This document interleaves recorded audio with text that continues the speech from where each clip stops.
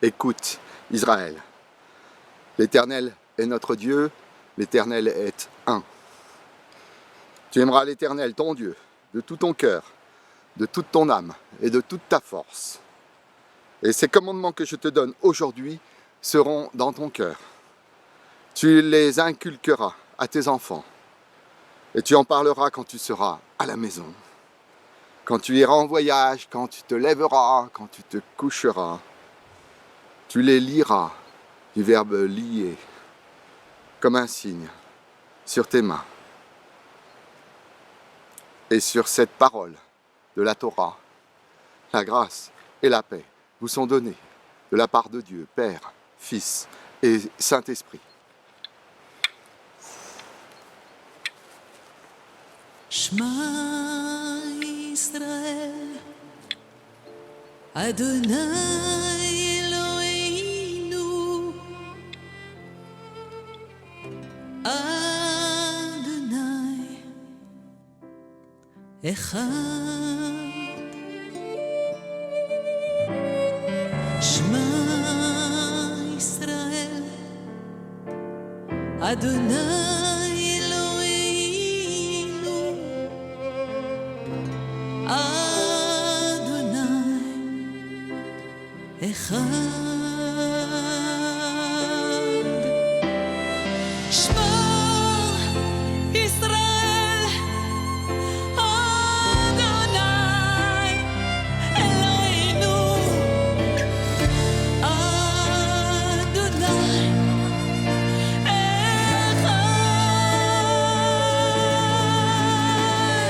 Shema Israël, Adonai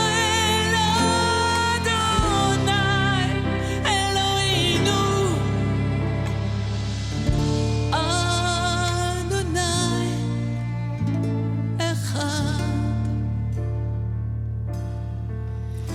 Écoute Israël, le Seigneur notre Dieu, le Seigneur est un. Écoute Israël, le Seigneur notre Dieu, le Seigneur est un. Écoute Israël, le Seigneur notre Dieu, le Seigneur est un. Écoute Israël, le Seigneur notre Dieu, le Seigneur est un. Le Seigneur est un. Le Seigneur est un.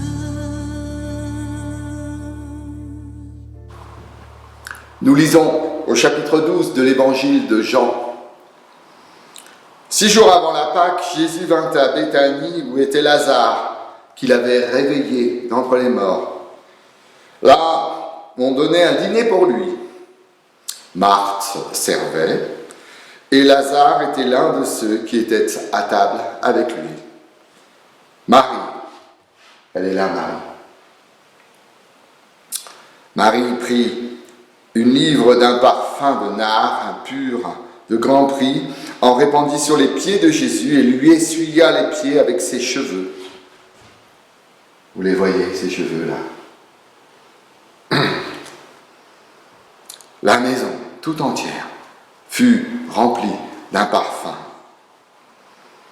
Un de ses disciples, Judas Iscariote, celui qui allait le livrer, dit alors: pourquoi n'a-t-on pas vendu ce parfum 300 deniers pour les donner aux pauvres? Il disait cela non pas parce qu'il avait le souci des pauvres, mais parce qu'il était voleur et que, tenant la bourse, il prenait ce qu'on y mettait.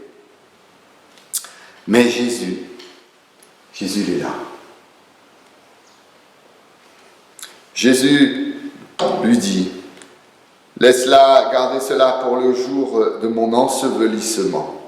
Les pauvres, en effet, vous les avez toujours avec vous. Mais moi, vous ne m'avez pas toujours.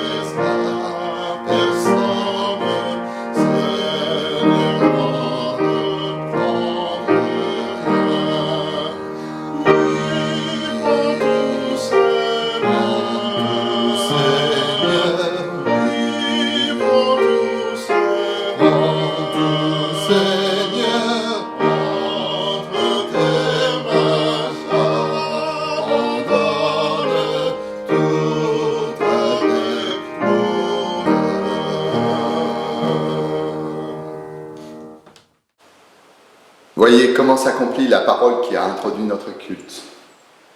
Tu aimeras le Seigneur ton Dieu. La promesse se réalise, c'est un futur qui est là, réalisé.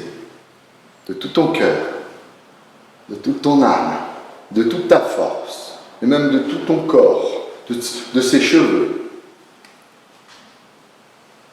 Vous voyez là Marie, c'est la Marie, sœur de Marthe, qui est au pied de Jésus. Et elle verse un parfum de nard pur. Le nard, c'est un parfum qui coûte une fortune parce que ça pousse sur les pentes de l'Himalaya, en Inde ou au Népal. En fait, entre 3500 mètres et 5000 mètres d'altitude, on prend le rhizome de cette plante, on le broie, et puis après une distillation, on obtient une huile qui coûte une fortune. Judas le dira tout à l'heure, 300 deniers. 300 deniers, sachez que le salaire d'un ouvrier, et tous ceux qui sont là aujourd'hui sont plutôt dans un salaire d'ouvrier. Le salaire d'un ouvrier journalier, c'est 1 denier. Donc là, elle verse sur les pieds de Jésus 10 mois de SMIC. Voilà ce qu'elle fait. C'est complètement indécent. Et elle n'y va pas de main morte, elle verse tout. Un geste plein de reconnaissance et de joie. Voyez. Et puis elle poursuit en séchant derrière les pieds de Jésus, avec ses cheveux, de toute ton âme, de tout ton cœur, de toute ta force, de tout ton corps. C'est complètement indécent. En plus, c'est une femme. La femme, à l'époque, n'avait même pas le droit de dénouer ses cheveux. C'était inconvenant. Et là, elle est totalement contraire à toute la bienséance du monde. Elle est complètement démesurée dans son geste. Alors Judas essaie de trouver des arguments rationnels. Il est rationnel, Judas, pour justifier son incrédulité. Pourquoi n'a-t-on pas vendu ce parfum 300 deniers, dit-il, pour le donner aux pauvres? Judas, il compte, lui, il compte. Alors que la grâce de Marie, parce qu'elle est belle, hein, la grâce de Marie, en fait, répond à la grâce de Dieu, qui ne compte pas, qui ne se numérise pas, qui ne peut pas rentrer dans un système avec des 1 et des 0 numériques. Judas, il est un peu comme nous, hein. Nous on est protestants, hein. Pour beaucoup d'entre nous, d'origine réformée, quand même, il y a des choses qui se font et des choses qui ne se font pas. Il faut quand même garder un peu la tête froide, réfléchir un peu, vous voyez, un peu de pudeur tout de même. On n'est pas des illuminés. En même temps, Judas, peut-être que dans son fort intérieur, il est jaloux. Mais en attendant, il est en train de dénigrer la louange de Marie. Alors que cette louange, en fait, c'est la rencontre entre Marie et Jésus. qui efface toute autre présence. Vous voyez même comment la table qui est là, la table, elle est en lévitation. Il n'y a pas de pied. Et sur cette table, vous pouvez voir une coupe, deux coupes, un poisson, deux poissons et quelques morceaux de pain. En fait, la table préfigure la scène qui va advenir juste après, dans l'évangile de Jean. Enfin, la croix en tout cas, parce que Jean n'a pas la scène. Elle est toute seule, avec lui, avec Jésus. Alors, Jésus, qui est, et là c'est admirable, il est à la fois en relation avec sa main, avec Marie dans sa louange, et ses yeux sont tournés vers Judas. Et donc en fait, Jésus il arrive à garder contact avec toutes les parties de nous-mêmes. Et Jésus répond à Judas en lui disant « laisse-la faire ». Parce que littéralement, si vous regardez cette scène, Marie a oint Jésus. C'est un verbe qui est difficile à conjuguer. Mais elle a oint Jésus. Elle est la première à avoir désigné Jésus comme Christ. Parce que Christ, ça veut dire celui qui est oint. Elle a dit Jésus-Christ. Et Jésus-Christ, c'est une confession de foi. On est habitué à le dire. Mais aujourd'hui, on dit ça s'est passé en telle année après Jésus-Christ. Mais à chaque fois qu'on dit Jésus-Christ, on confesse sa foi. Si on dit Jésus ben Joseph, là on parle d'un événement historique. Mais si on dit Jésus-Christ, là c'est une confession de foi que nous dirons tout à l'heure. Elle ne le dit pas avec des mots, elle ne confesse pas sa foi avec un symbole des apôtres. Elle le confesse avec son corps, avec son parfum, avec ses gestes. Elle est la première, vraiment, à confesser, afin que tous, nous le dirons tout à l'heure, se mettent à genoux, et même elle est plus qu'à genoux, elle est complètement allongée, se mettent à genoux, et que tous proclament à la gloire de Dieu le Père, Jésus-Christ est Seigneur, nous dirons. Et elle le dit sans dire un mot. Elle n'a pas écrit une somme théologique, vous voyez, avec plein de bouquins. Elle n'a pas fait de vaines redites. C'est une louange et une confession de foi silencieuse, complètement incarnée, que nous allons poursuivre avec la deuxième strophe de ce chant. Entre tes mains, j'abandonne.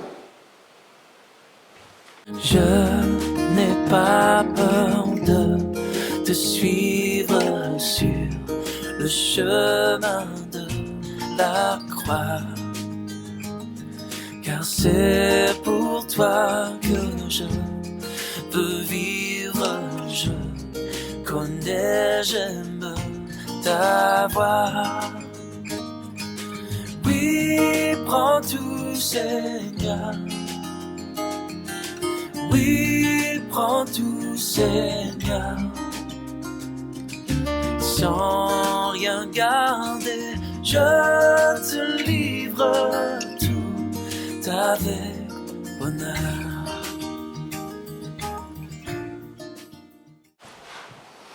Et pour comprendre cette fresque, sachez que nous sommes dans la vallée de la Vallouise. Et la vallée de la Vallouise, au Moyen-Âge, c'était une planche de Vaudois. Le terme de Vaudois, à l'origine, c'était un sobriquet un peu péjoratif pour désigner ceux qui sont disciples de Pierre Baldo ou Pierre Valdès. On ne sait pas très bien comment ils s'appellent. Voilà, c'était mieux pour les mettre sous la botte d'un gougou. On a fait pareil avec les chrétiens. Sachez qu'à l'origine, le mot chrétien était un sobriquet péjoratif qu'on s'est approprié. Au Moyen-Âge, au XIIIe siècle, Pierre Baldo décide de vendre, c'était un riche commerçant de Lyon, de vendre tous ses biens. Et en opposition avec la richesse de l'Église. Et il se met à proposer à ceux à qui il prêche de lire la Bible dans leur langue dite vernaculaire, dans la langue que parlent les gens, comme à la Pentecôte, vous savez, tous l'entendirent parler dans leur langue maternelle. Voilà.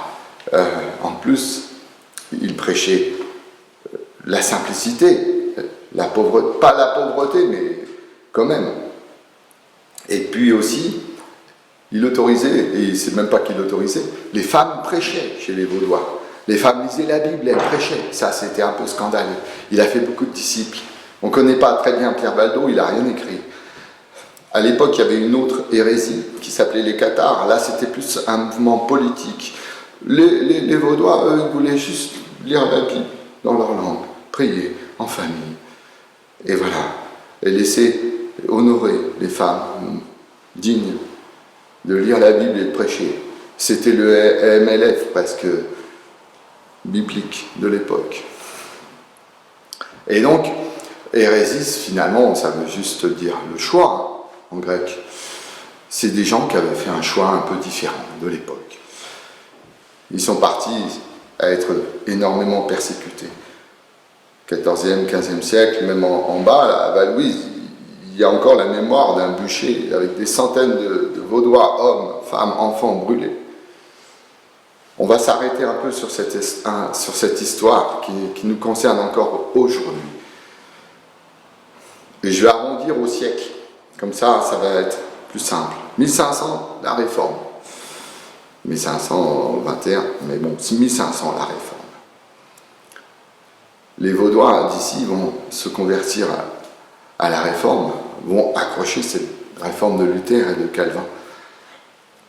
Ce qui n'est pas le cas de l'autre côté des vallées en Italie, où l'église vaudoise existe toujours. 1600, la Saint-Barthélemy et l'édit de Nantes. L'édit de Nantes, c'est un peu l'équivalent de notre loi 1905 d'aujourd'hui. Aussi fragile, il va falloir en prendre soin. 1700, Louis XIV révoque cet édit de Nantes. Après, on part sur un siècle dit des Lumières, mais pour les protestants, c'est un siècle très obscur, en fait, très sombre. Mais en 1800, bon, 1789, mais 1800, la Révolution, qui déclare que tout homme est libre de ses opinions religieuses. Et les protestants et les anciens Vaudois devenus protestants, ils vont tous acquérir, ce jour-là, la nationalité française. Ils vont devenir citoyens français, ce qu'ils n'étaient pas avant.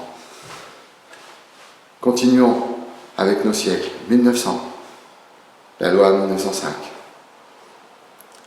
qui sépare l'Église catholique de l'État français, de la République.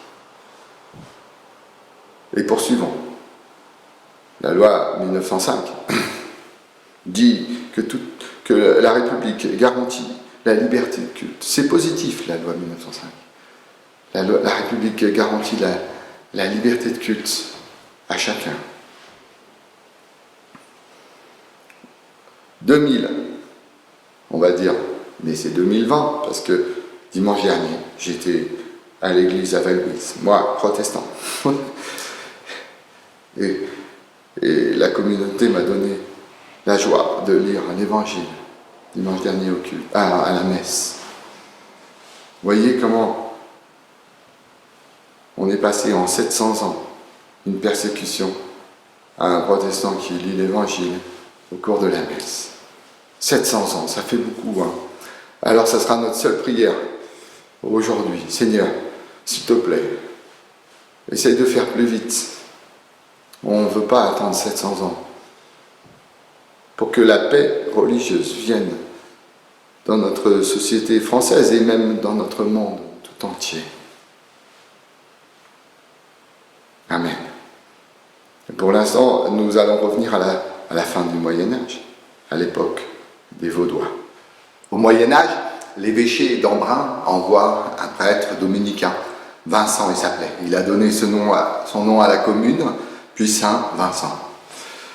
Et il l'envoie pour aller ramener à la raison ces têtes de mule que sont les Vaudois. Alors, cette chapelle, elle a été construite dans le siècle suivant, au XVe siècle, avec ces fresques qui sont une vraie bande dessinée pour ramener les Vaudois à la raison. Vous voyez, la femme, elle est à sa place là, sous la table, aux pieds des hommes. En même temps, ne nous moquons pas trop parce que malgré eux, ils ont témoigné admirablement de l'Évangile. Ils ont prêché. La maison est tout entière remplie du parfum. Et la chapelle aussi. Même 500 ans après, elle est remplie de ce parfum. On a redécouvert ces fresques parce que après elles ont été enduites. Donc on avait perdu même la mémoire qu'il y avait les fresques. Et puis vers 1980, en grattant, on a retrouvé ces fresques, on a enlevé tout l'enduit qu'il y avait dessus. Et puis voilà, elles sont là. 500 ans plus tard, la maison est remplie du parfum de Marie. Et même chacun de nous, notre vie est remplie. Ces commandements que je te donne seront dans ton cœur, rappelez-vous.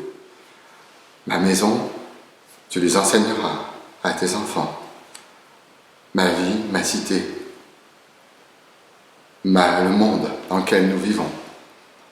Ce parfum qui oint le Christ. Ce Christ qui va bientôt naître dans quelques semaines, dans une mangeoire prophétique, avec le pain, le vin, tout est là. Le parfum qui vient mettre du baume dans nos cœurs, jusque dans sa mort. Car cette histoire qui est là, qui est notre histoire, elle n'est pas triste du tout. Regardez comme elle est merveilleuse de joie, regardez son sourire. De joie et de foi, d'amour partagé, avec la main de Jésus qui va sur Marie. Ce parfum, c'est l'évangile de Dieu, celui qu'il a choisi de nous offrir. Alors, profites-en bien, Marie, profites-en bien, sans retenue, et nous-mêmes, profitons-en bien. On aurait tort de se priver. Et ensemble, nous allons confesser. Ça sera dans Philippiens 2, cette prière qui dit tout.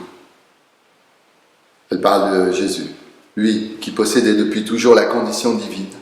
Il n'a pas voulu demeurer de force l'égal de Dieu, au contraire.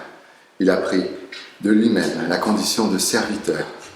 Il est devenu homme parmi les hommes. Il a été reconnu comme homme. Il est venu vivre dans l'humilité et il s'est montré obéissant jusqu'à la mort. La mort sur une croix. C'est pourquoi Dieu l'a élevé à la plus haute place et lui a donné le nom supérieur à tout autre nom. Il a voulu que, pour honorer le nom de Jésus, tous les êtres vivants dans les cieux, sur la terre et sous la terre, tous se mettent à genoux et que tous proclament à la gloire de Dieu le Père, Jésus-Christ est Seigneur. Et nous poursuivons en chantant la 3e strophe de « Entre tes mains, j'abandonne ».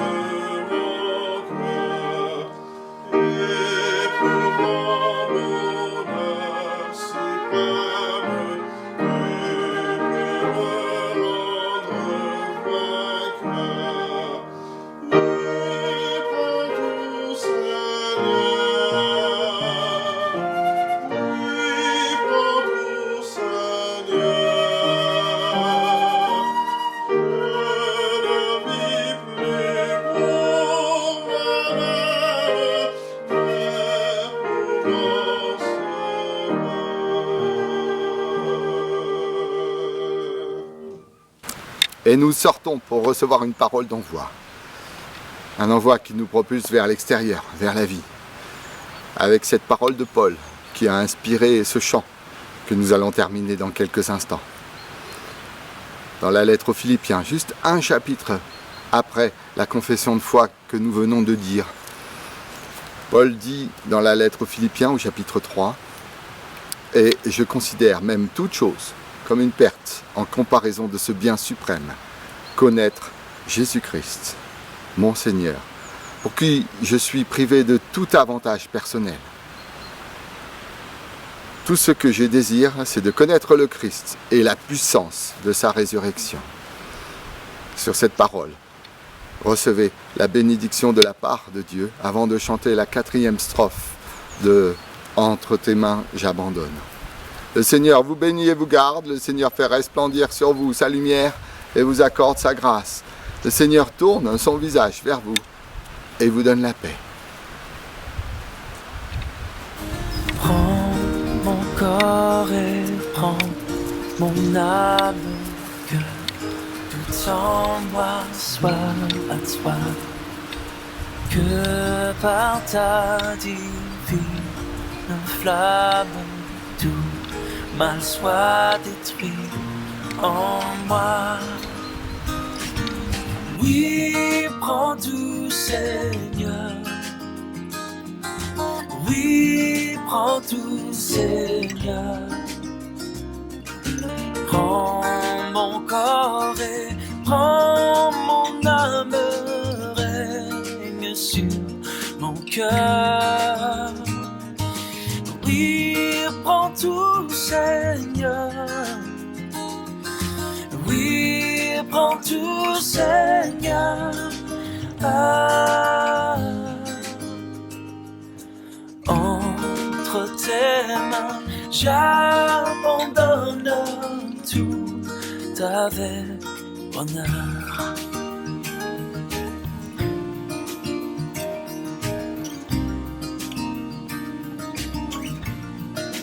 Oui, prends tout, Seigneur.